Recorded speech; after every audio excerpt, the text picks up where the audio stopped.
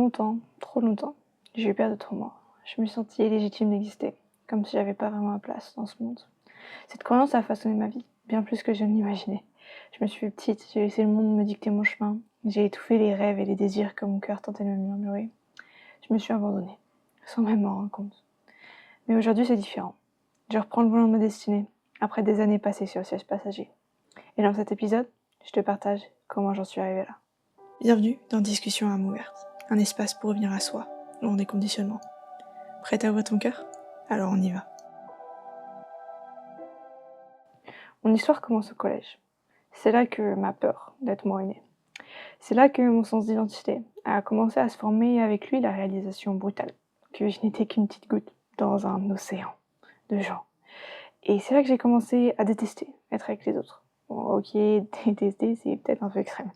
On va dire que me trouver en présence des autres a commencé à être sérieusement stressant et épuisant. Pendant longtemps, j'ai mis ces ressentis sur le dos de l'introversion. C'est juste qui je suis, je me disais. Quelqu'un de peu sociable. Mais au fond, je savais que c'était plus profond que ça. La vérité était que j'aimais pas être avec les gens, parce qu'à chaque fois que j'étais en public, j'enfilais un masque. Et le poids de celui-ci était épuisant. Pourquoi ce masque, n'est-ce pas? Parce qu'en arrivant au collège, je me suis sentie différente. J'ai cherché autour de moi des personnes qui partageaient mes questions, mes intérêts, ma sensibilité. Rien. Alors les doutes s'en sont installés. Pourquoi personne n'était comme moi? Est-ce qu'il y avait quelque chose qui clochait chez moi? Tout ce que mon cœur voulait, c'était de se sentir aimé, apprécié, faire partie de quelque chose. Alors je me suis dit, si quand je suis moi, personne ne me voit, je vais apprendre à être comme les autres. Peut-être que comme ça, je serai moins seule. C'est là que mon masque est né. Et pendant un temps, il a bien fait son travail. J'avais des amis, pas une tonne, mais ça m'allait amplement. Mais rapidement, derrière le masque, les fissures se multipliaient. Les relations que j'avais formées, étant basées sur un personnage, pas sur moi, elles ne faisaient qu'amplifier mon sentiment de solitude, car j'étais terrifiée qu'en retirant le masque, il ne reste plus personne. L'angoisse absolue du rejet et de la solitude m'ont poussée à garder ce masque juste au moment où c'était juste insupportable. Alors quand je termine le lycée, quelque chose en moi a crié « Stop !»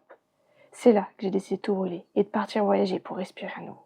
Le lycée était fini, j'avais mis de l'argent de côté en travaillant, rien ne me retenait. Je suis allée à l'encontre de ce que mes parents attendaient, à l'encontre du chemin logique de l'élève doué que j'étais.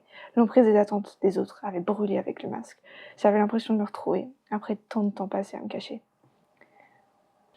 J'ai vagabondé en Europe et en Nouvelle-Zélande. Avec beaucoup de travail intérieur, j'ai gagné en confiance. Je n'avais plus peur d'être moi, je me cachais plus. Et à ma plus grande surprise, je me suis pas retrouvée seule. Au contraire, les interactions avec les autres sont devenues bien plus simples et légères, car il n'y avait plus de poids à porter. J'ai même pu me connecter d'une nouvelle manière à des proches qui étaient dans ma vie avant que je laisse tomber le masque. Mais ça, c'est un sujet pour un autre épisode. Ces voyages m'ont profondément transformée. Et pendant plusieurs années, j'ai avancé avec cette nouvelle version de moi-même. Jusqu'à récemment. Nous voilà le 16 novembre 2025. Je me sens plus libre, plus confiante, plus moi que jamais. Mais je suis pas satisfaite de là où j'en suis dans ma vie. Si t'as écouté d'autres épisodes, tu le sais. J'ai beaucoup étudié le processus de création de la réalité, la physique quantique, l'univers, les textes anciens. Tout ça, c'est ma jam. Et ayant moi-même réussi à consciemment manifester certaines choses, je suis convaincue que tout cela, c'est pas du wokisme, mais c'est bel et bien le fonctionnement de notre univers. Bref. Sachant cela, depuis plusieurs jours, la frustration montait en moi. J'arrivais pas à manifester quelque chose qui me tenait vraiment à cœur. Donc, pour me changer les idées, je suis partie marcher. Et au milieu de cette longue balade, tout a cliqué. J'avais pas brûlé tous les liens avec ma peur d'être moi. Et oui, ce que je cherchais à manifester depuis maintenant plus d'un an était quelque chose à contre-courant du status quo. Loin des valeurs dominantes de notre société. C'était une vie différente, une vie guidée uniquement par moi-même. Et dans mon histoire, différente, avait longtemps aimé, avec seule. Et cette peur-là, la peur de la solitude, elle n'était pas aussi enterrée que je le pensais.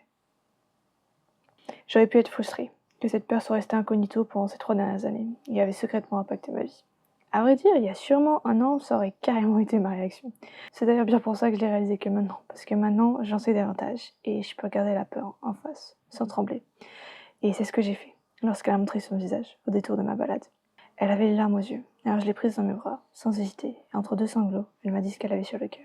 Elle m'a dit qu'elle ne savait pas quoi faire, où aller, qu'elle avait peur de se tromper de chemin, de rater sa vie, qu'elle ne savait pas à qui faire confiance pour la guider. Elle se sentait encore comme cette petite goutte d'eau perdue et seule dans cet immense océan. Nous sommes restés là, jusqu'à ce que les larmes sèchent, à regarder les arbres danser, les nuages flotter, l'herbe onduler.